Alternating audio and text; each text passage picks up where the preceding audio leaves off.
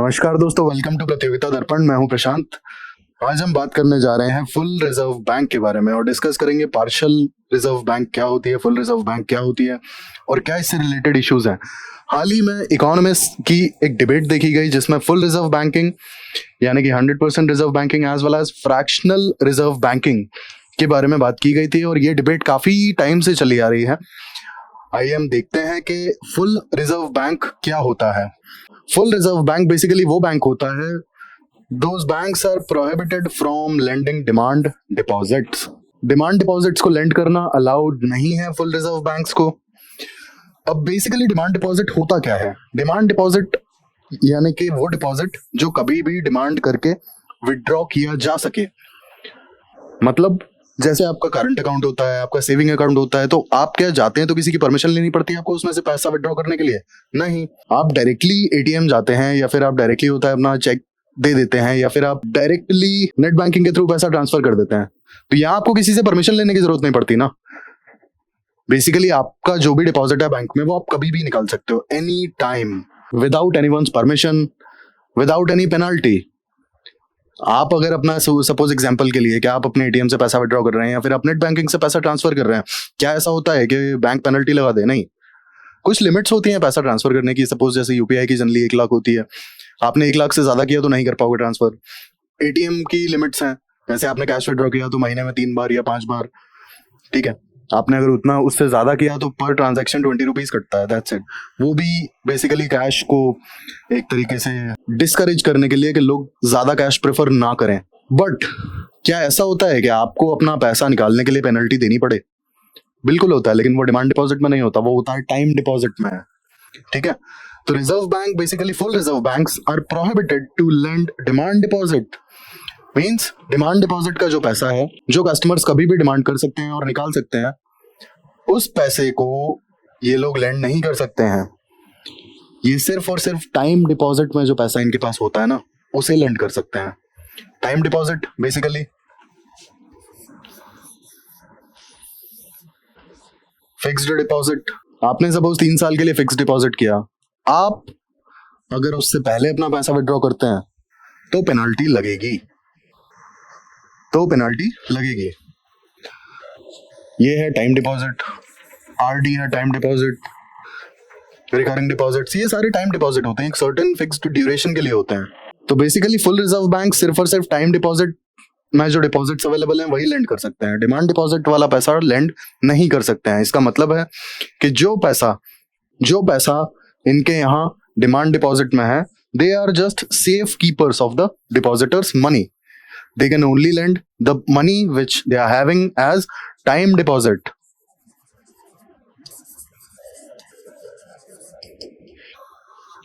मतलब जो भी पैसा डिमांड डिपॉजिट का इनके पास डिपॉजिटेड है, they have to keep it safe in their vaults. ये अपने vaults में पैसा रखेंगे। They are just acting as mere safe keepers. इसका मतलब है कि 100% डिमांड डिपॉजिट इन्हें सिर्फ और सिर्फ अपने वॉल्ट में रखनी है। They just act as safe keeper. And they are not allowed to lend the money from demand deposits. सिर्फ टाइम डिपॉजिट में आया हुआ पैसा यानी कि एफडी, आरडी, इस टाइप के जो मतलब फिक्स्ड डिपॉजिट होते हैं फॉर फिक्स्ड ड्यूरेशन। एफडी आप अगर 3 साल से पहले खत्म करवाने जाएंगे आपको आपका पैसा मिलेगा, लेकिन जो बेनिफिट्स मिल रहे होंगे वो नहीं मिलेंगे क्योंकि पेनल्टी लगेगी। और ये क्यों किया जाता है? Basically to reduce the risk of bank run. अब आप सोचिए कि अगर बैंक रन का रिस्क रिड्यूस कर दिया जाएगा तो बैंक रन बेसिकली लोग एक साथ मतलब काफी सारे लोग एक साथ बैंक से अपना पैसा जो भी डिपॉजिटेड है वो उसे निकालने के लिए पहुंच जाएं। They just want to withdraw their demand deposits, that's it, और इवन टाइम डिपॉजिट्स।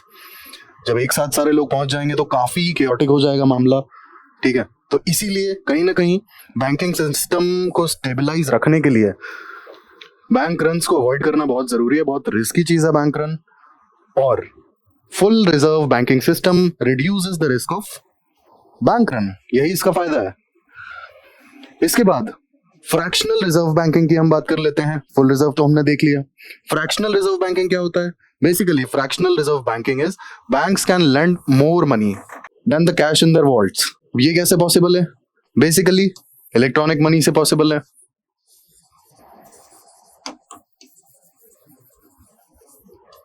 बेसिकली एक पोजीशन क्रिएट हो जाती है। सपोज आप अगर कल दिन को बैंक से 10 लाख का लोन लेने के लिए गए, तो एक नई पोजीशन क्रिएट हो गई। आप एज ए लेंडर एक नए कस्टमर मिल गए बैंक को, बैंक ने 10 लाख रुपए इलेक्ट्रॉनिकली क्रिएट कर दिए, पैसा क्रिएट हुआ, आप उसे लौटाएंगे आगे, आप उसे यूज करके और बाद में बैंक को लौटा देंगे। बैंक का असेट भी बन गया, उस पर फायदा भी मिल गया। तो जनरली जो डिपॉजिट्स हैं उससे ज्यादा अगर लेंडिंग हो रही है तो बेसिकली वो इलेक्ट्रॉनिक लेंडिंग पर डिपेंडेंट होते हैं, क्योंकि इतना कैश इनके वॉलेट में है ही नहीं। बट ये सिस्टम इलेक्ट्रॉनिक मनी पर रिलाई करता है और ये एक बहुत बड़ा इशू है, क्योंकि बैंक रन इसका बहुत बड़ा रिस्क है। अब इनके पास इतना पैसा ही नहीं है तो ये वापस कैसे करेंगे? आप मानिए कि इनके पास अगर 1000 कस्टमर है और सारे कस्टमर्स अपना पैसा निकालने के लिए पहुंच गए, बट इन्होंने तो काफी पैसा इधर उधर दिया हुआ है लोन्स, मतलब लेंड करके, ठीक है, और इलेक्ट्रॉनिक मनी पर भी डिपेंडेंट है ये लोग। तो जो बेसिकली सेटलमेंट वगैरह होता है तो कहीं ना कहीं पैसा तो इनको थोड़ा बहुत तो देना ही पड़ेगा ना, ठीक है। तो उस केस में बैंक रन अगर हो जाता है तो इनके पास तो उतना पैसा ही नहीं है जितना कस्टमर्स ने इनको दिया है, और जब इनके पास उतना पैसा नहीं है तो बैंकिंग सिस्टम पर से लोगों का भरोसा उठ जाएगा। ये सपोज इनके पास में 1000 करोड़ का डिपॉजिट्स है, 1000 करोड़ के डिपॉजिट्स हैं और इनकी लेंडिंग मोर देन 500 या 600 करोड़ की है, ठीक है। हालांकि इलेक्ट्रॉनिक मनी पर भी डिपेंडेंट है, तो इनकी जो टोटल लेंडिंग होगी इंक्लूडिंग इलेक्ट्रॉनिक मनी, वो भी आप मान लो सपोज 400 करोड़ की है, तो इनके पास जो पैसा है वो तो 1000 करोड़ ही है, और 1000 करोड़ या उससे ज्यादा इन्होंने लेंड किया हुआ है।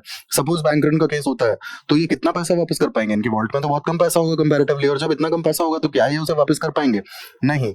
और जब ये उसे वापस नहीं कर पाएंगे तो ऐसे केस में अगर सपोज 100 कस्टमर्स पहुंच जाते हैं और अगर ये उन्हें पैसा नहीं दे पाते हैं, तो अगर कल दिन को 1000 कस्टमर या इनका पूरा कस्टमर जो बेस है 5000 का 10,000 का वो पहुंच जाता है पैसा निकालने के लिए, तो क्या करेंगे ये? ऐसे केस में बहुत ज्यादा इश्यूज होंगे।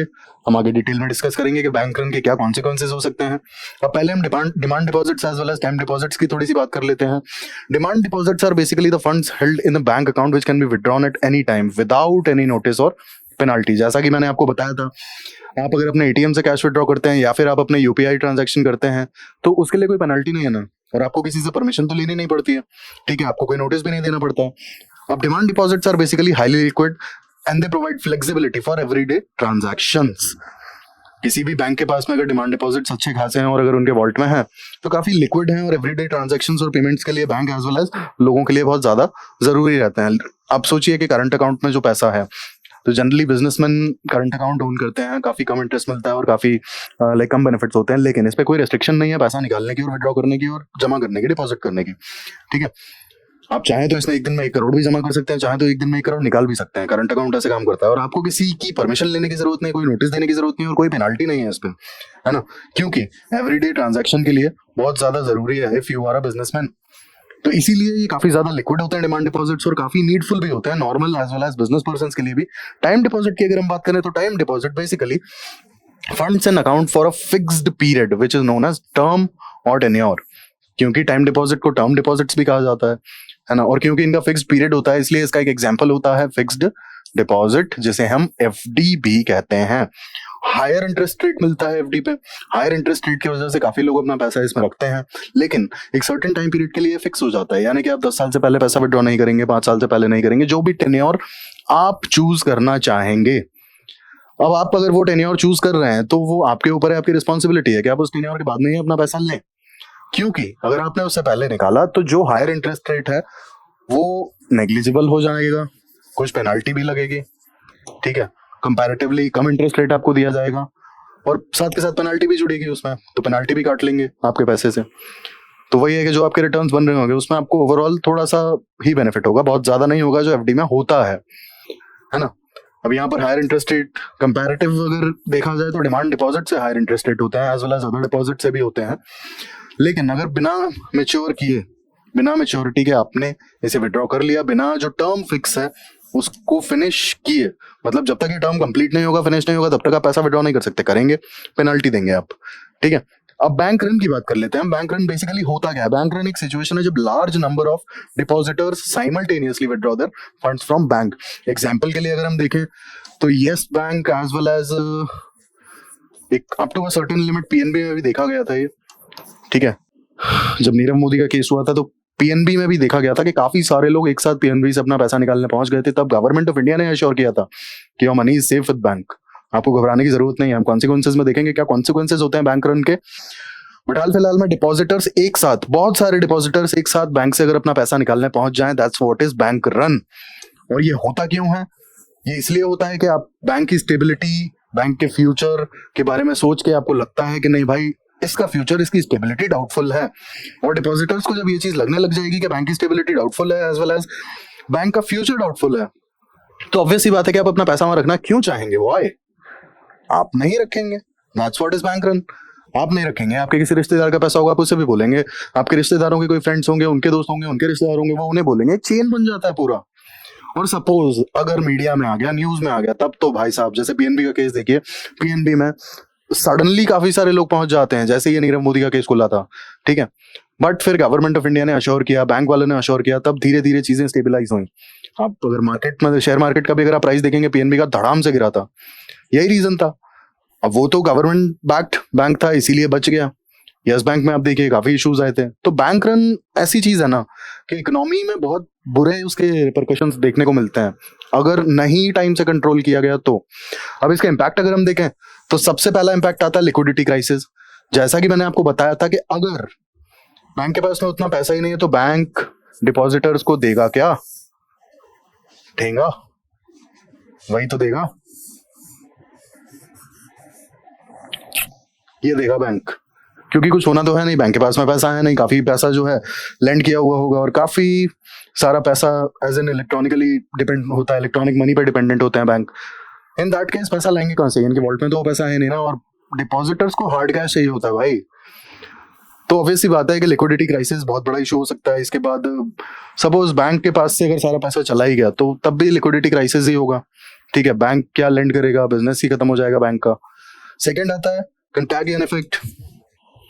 कंटैगियन इफेक्ट इज बेसिकली, एक तरीके से आप मानिए, एक बैंक की वजह से दूसरे बैंक का नुकसान होना। एग्जाम्पल के लिए ऐसे समझते हैं, एक सर्टेन बैंक है एक्स, इस बैंक में बैंक रन हो जाता है, इसकी न्यूज को देखते हुए एक सर्टेन बैंक है वाई जो बिल्कुल एक्स के बगल में ही लोकेटेड है, वहां पर भी तो कभी ना कभी बैंक रन होगा ही ना। That's what is contagion effect.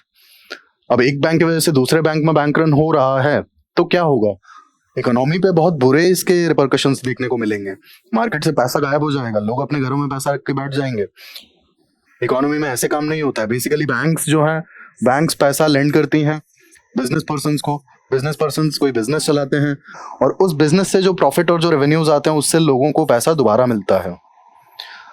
अब अगर ये लोग अपने घर में पैसा रख के बैठ जाएंगे तो बैंक्स कहाँ से दे पाएंगे? बैंक्स नहीं दे पाएंगे तो बिजनेस कंडक्ट नहीं होगा, बिजनेस कंडक्ट नहीं होगा तो इकोनॉमी में क्या ग्रोथ देखने को मिलेगी? क्या बिजनेस कंडक्ट हो पाएंगे? नहीं हो पाएंगे। और बिजनेस कंडक्ट नहीं हो पाएंगे, इकोनॉमिक ग्रोथ देखने को नहीं मिलेगी, इन्वेस्टमेंट्स नहीं आएंगे, तो क्या लोगों की जॉब सेफ रह पाएगी? नहीं। तो एक बहुत बुरा साइकिल है ये, ठीक है। एक पंडोरास बॉक्स है जो एक बार खुला, एक बार हुआ और मामला खत्म। एक बार बैंक रन स्टार्ट हुआ तो बहुत बुरे रिपरकशंस देखने को मिल सकते हैं। तीसरा आता है loss of confidence. Loss of confidence in banking system. अब बैंकिंग सिस्टम में अगर लोगों का कॉन्फिडेंस ही गिर जाएगा तो क्या होगा? Again contagion effect. एक बैंक से दूसरा बैंक, दूसरे से तीसरा, तीसरे से चौथा, और जब सारे बैंक फेल कर जाएंगे देन ओवरऑल एक नेशन की इकोनॉमी कोलैप्स कर सकती है, क्योंकि फॉरेन इन्वेस्टर्स भी अपना पैसा खींच लेंगे, ठीक है। तो बैंकिंग सिस्टम से कॉन्फिडेंस जाएगा और एक सर्टेन टाइम पे तो नेशन से ही कॉन्फिडेंस चला जाएगा फॉरेन इन्वेस्टर्स का। तो एक बहुत बड़ा इशू है ये। Then increased informalization of the economy. अब इनफॉर्मलाइजेशन बेसिकली आप ऐसे समझिए कि अगर लोग अपना पैसा निकाल के और अपने पास रख के बैठ जाएंगे, ठीक है, तो जो बिजनेस पर्सन्स हैं इनके पास पैसा कहां से आएगा? इनके पास पैसा बेसिकली जो मनी लेंडर्स होंगे, जो इनफॉर्मल मनी लेंडर्स होंगे, वहां से आएगा। तो कहीं ना कहीं तो इनफॉर्मलाइजेशन ही हो रहा है ना। इसके बाद लोग बैंक को अपना पैसा नहीं दे रहे हैं, ठीक है, लेकिन अब पैसे का करेंगे क्या? कुछ लोग होंगे जो कमाना चाहेंगे तो वो मनी लेंडिंग स्टार्ट कर देंगे, ठीक है। एक सर्टेन इंटरेस्ट रेट पर वो भी अपना पैसा लेंड करना शुरू कर देंगे। जो इंटरेस्ट उन्हें पहले बैंक से मिल रहा था वो एक्सपेक्ट करेंगे कि लोग उन्हें दें, ठीक है। तो अब पीपल को वो अपना पैसा लेंड करना स्टार्ट कर देंगे, लोगों को वो अपना पैसा उधार देना शुरू कर देंगे। और अगर ऐसा करेंगे तो किसके लिए करेंगे? इंटरेस्ट के लिए, जो कि बैंक भी उन्हें दे रहा था। लेकिन अब क्या हुआ? ये हुआ तो बेसिकली इनफॉर्मलाइजेशन हुआ ना, क्योंकि इसका कोई ट्रैक तो है नहीं। मनी लेंडर्स का आज तक कोई ट्रैक नहीं रहा इंडिया में। पता है, सबको पता है कि भैया हाँ मनी लेंडर्स ने बहुत गलत किया, बहुत ज़्यादा इंटरेस्ट लिया। और हम लाइक फ्रीडम स्ट्रगल में भी पढ़ते हैं कि काफ़ी बार फार्मर्स के रेवोल्यूशन होते थे जस्ट बिकॉज मनी लेंडर्स बहुत ज़्यादा इंटरेस्ट चार्ज करते थे, even if the crop of farmers failed. इसके बावजूद भी किसी भी नेचुरल कैलामिटी के कारण से, या बारिश नहीं हुई या कोई भी इशू है उसके कारण से फार्मर्स की क्रॉप को नुकसान हुआ, पूरी फसल बर्बाद हो गई, इसके बावजूद मनी लेंडर्स बहुत ज्यादा पैसा उनसे चार्ज करेंगे एज इंटरेस्ट। तो ऑब्वियस सी बात है कि जब इनफॉर्मलाइजेशन बढ़ता है तो फिर काले पीले काम भी बढ़ेंगे, इलीगल काम भी बढ़ेंगे। तो ये सारे अगर आप इम्पैक्ट देखेंगे बैंक रन के, तो ओवरऑल एक नेशन की इकोनॉमी के लिए लीथल है, इकोनॉमी कोलैप्स कर सकती है। तो ये हमने देखा बैंक रन के बारे में, रिजर्व बैंक की बात की, फ्रैक्शनल रिजर्व बैंक के बारे में जाना, as well as bank run के बारे में जाना, टाइम डिपॉजिट के बारे में जाना एंड डिमांड डिपॉजिट के बारे में जाना। और इकोनॉमिक पॉइंट ऑफ व्यू से काफी इंपॉर्टेंट क्वेश्चंस हो जाते हैं ये, ठीक है। अब जैसे आपने बैंक रन पढ़ लिया, टाइम डिपॉजिट पढ़ लिया, डिमांड डिपॉजिट पढ़ लिया, तो आपको एक बेसिक आइडिया हो गया इन टर्म्स का। इसके बाद एग्जाम्पल के लिए आपको एक चीज और बता दूं, इंडिया में बैंकिंग रेगुलेशन एक्ट 1949 से बैंक्स की रेगुलेशन होती है। 49 बैंक्स जो रेगुलेट किए जाते हैं, जो आरबीआई रेगुलेट करता है सारे बैंक्स को, जो भी लाइसेंसेस प्रोवाइड करता है, वर्किंग उनकी देखता है, ठीक से काम कर रहे हैं नहीं कर रहे हैं, तो वो सारा इस एक्ट से देखा जाता है और ये एक्ट एम्पावर करता है आरबीआई को। तो इस तरीके के जो क्वेश्चंस है ना, कई बार डायरेक्टली पीटी वगैरह में और बाकी एग्जाम्स में पुटअप किए जाते हैं। तो ये हमने जाना टाइम डिपॉजिट के भी बारे में, बैंक रन के बारे में, डिमांड डिपॉजिट के बारे में, full reserve bank as well as fractional reserve bank के बारे में पढ़ा। ऐसी इंफॉर्मेटिव वीडियोस के लिए प्लीज सब्सक्राइब करें और जुड़े रहें, एंड लाइक करें और शेयर भी कर दो यार प्लीज। और अगर किसी पर्टिकुलर टॉपिक पे वीडियो देखनी है तो please do let me know in the comment box. Thank you, thanks for watching.